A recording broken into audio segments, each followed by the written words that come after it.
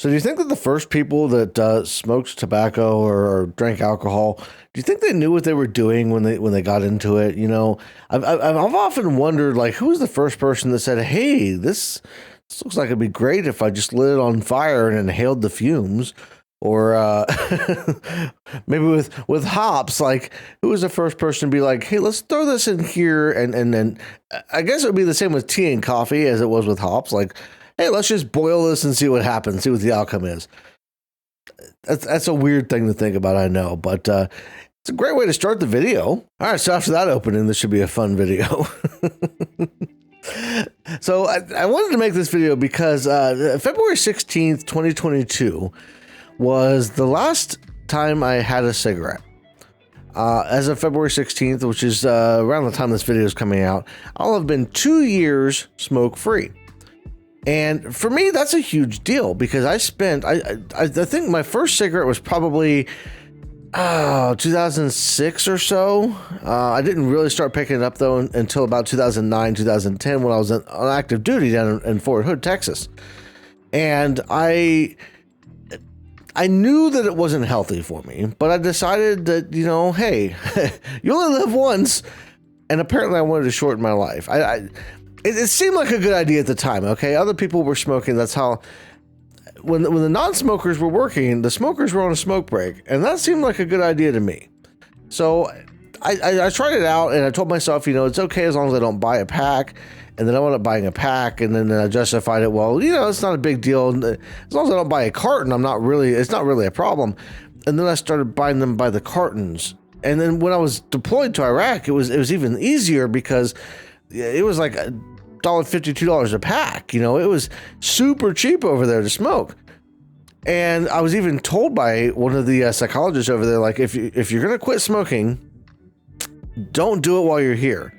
Because the stress and everything with it, and I didn't really want to quit, you know, and I told myself for years, like, I'll quit when I want to. It's not a really big deal to me. A couple of times I kind of put in a half-assed effort of quitting, but I never really followed through with it until February 16th, 2022. And I was getting some dental work done, and I decided, you know what, the biggest factor for me was that my mom died when she was 42. And at the time, I was 35, and I was coming up on that time where I'm like, okay, we're getting close to that, and I really would like to live longer than she did. So, like, I'm going to try to get a little bit healthier and do things a little bit better, right? So I had my last cigarette, I went off to my dental appointment, got dental work done, and then I never smoked again. Now, the first couple of weeks were really rough, and I actually had coworkers that were like, they hated working with me, and this was during remote times, you know. Back, I was remote working, right? So I didn't even have to see them in person, but I was still agitated all the time. I was pissed off. I was angry because I was going through withdrawal. And after that first couple of weeks, it started to get a little bit easier. And I would still kind of crave a cigarette every once in a while, but then it got to the point where, like, now I don't even think another thing about it. And as a matter of fact, I'm excited at times when, you know, I used to have a cigarette after meals. I'd have a cigarette first thing in the morning. I'd have a cigarette right before I went to bed. You know, it was just constantly. And driving down, you know, I'd be rolling down the window. It's pouring the rain out. Rain's coming in my window, but you know what? I had to have that cigarette. So it was really a bad time in my life in a lot of ways until I quit. And I'm happy that I did, and I'm glad about it. But here's the thing: for a long time, when I was smoking, people would look at me like, "Oh my God, you smoke?" And when I quit smoking, I got a pretty positive response from the people that were like, "Oh yeah, good job, good for you. It's awesome to see you're taking your health more seriously, you're quitting," all of that kind of stuff. But I found a double standard when it came to drinking. Because see, I've drank, especially when I was in the Army. We'd hang out, we'd have some fun, we'd have a few drinks, that kind of stuff. And it was always a lot of fun. I've been drunk. I've never been blackout drunk, but I've been drunk to the point where, like, ooh, I'm loopy, and then things get crazy when you're drunk. And most people understand that because most people drink. I decided at a point in my life, well before I quit smoking even, that like, I really don't like drinking. I don't like the feeling of being drunk. I don't like the feeling of even being buzzed, really. And so I just kind of stopped drinking at all. And I didn't put myself in situations that while I was around anybody drinking.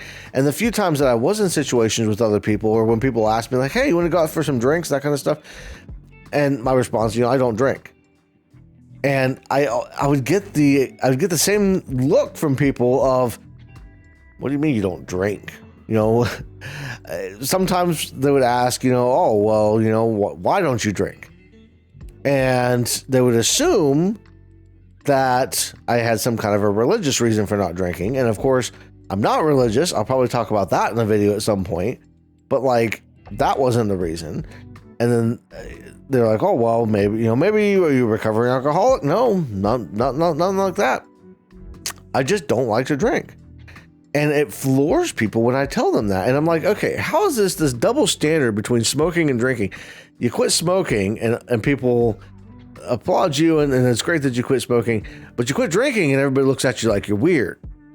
And I think a lot of it has to do with the marketing campaign around the quit smoking thing for the past 20 and 30 years, especially with the way that tobacco companies were predatory with people and lying about whether they cause cancer and all that kind of stuff.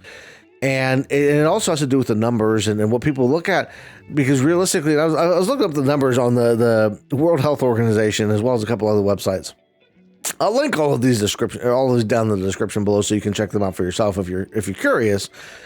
But smoking is said to kill about 8 million people a year worldwide. And at first glance, that sounds like that's a pretty big number. But that's estimated. And even the idea, I think it's 1.3 million, if I'm looking at the numbers right, is estimated die from secondhand smoke. And that was one of the biggest things when people were telling me like, oh, you shouldn't smoke around your kid. You shouldn't smoke around secondhand smoke is terrible. It's horrible for you. And it's not good for you. But I never got behind the wheel of a car after smoking a cigarette and killed anybody because I was impaired. And that's where it gets me with alcohol. Because if you want to drink, if you want to go out and you want to have a few drinks, whatever, have fun. But there's a lot of people that don't do it responsibly. They get drunk, stupid shit happens. You have alcoholics that are. Alcohol causes domestic violence issues. It causes people to get. It causes a rise in suicide rates. It causes, all these other problems. Not to mention, you get behind the wheel of a car after a few drinks, and you could run into somebody. And everybody thinks it'll never happen to them. But I personally know people who were killed by drunk drivers. And that to me is a scary, scary thought. And I've always held this belief, this very strong belief. There is no excuse, zero excuse for getting behind the wheel after you've had drinks. None at all. But people still do it. And I even have a good friend of mine who I stopped talking to him for a long time because partially because he would drink and drive, and I don't accept that. I don't think that that's okay. And to me, it's like, okay, if we're going to be so anti-smoking because of all the people, it kills people and blah, blah, blah, why don't we talk about drinking more? Drinking, according to the World Health Organization, it kills about 3 million people a year worldwide. And that to me is a little bit easier to, because you can look at liver cancer and stuff like that, obviously, but look at the like I said before, the rates of suicide and domestic violence and drunk driving, and those numbers are quantifiable a lot more than cancer with smoking. Because of the smoking statistics, they don't count just people that died of lung cancer, right? If you were a smoker, when you die, if you are still a smoker at death, they'll mark on your death certificate that you're a smoker. And from what I can tell, that's how they count the number of people that died, and they skew the numbers that way, right? They say, oh, well, it was a premature death because of smoking. And that's not always necessarily the case. don't get me wrong, I'm not defending smoking. I was for a long time. I would try to, I try to justify it because I thought, it's okay. It's fine. You should quit smoking. If you're a smoker, quitting is the best option for your health, for your well-being, for your financial state. It's like $10 a pack now. Like, I am so glad, not just for the health reason, but oh my God, it's $10 a pack. But also, maybe cut back or find other ways to have fun. I think a lot of people use drinking as an excuse. They'll say, well, I can lay back and I can enjoy myself and let go of my inhibitions.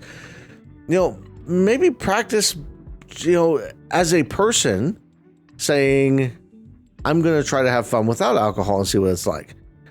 Maybe look at yourself in the mirror and try to, try to become a better person as far as like having fun and that kind of stuff.